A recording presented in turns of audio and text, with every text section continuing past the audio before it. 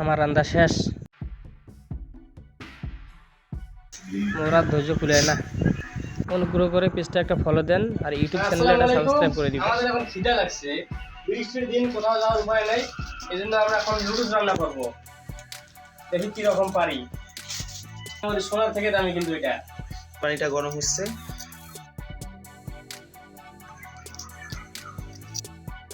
আমাদের কাটাকাটি পর্ব শেষ, এখন আমরা নুডলস সিদ্ধ দেবো।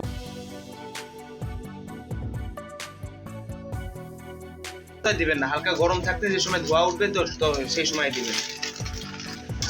ঢাকনা দিয়ে 3 থেকে 5 মিনিট রেখে দিলে ওটা মোটামুটি সিদ্ধ হয়ে যাবে।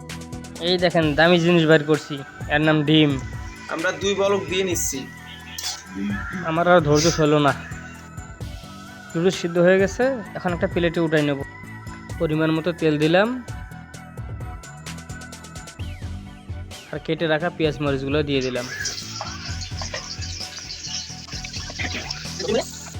কালারের জন্য হলুদ গুঁড়া, তারপর মরিচের গুঁড়া,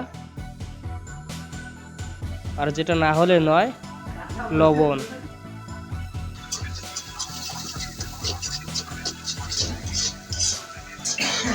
এখন ডিমগুলো ভেঙে নেব। তেল মশলা কষা হয়ে গেছে, এখন নুডলসগুলো দিয়ে দেব। একটু ভালো করে নাড়াচাড়া দিয়ে নেব যেন সুন্দরভাবে মিক্স হয়।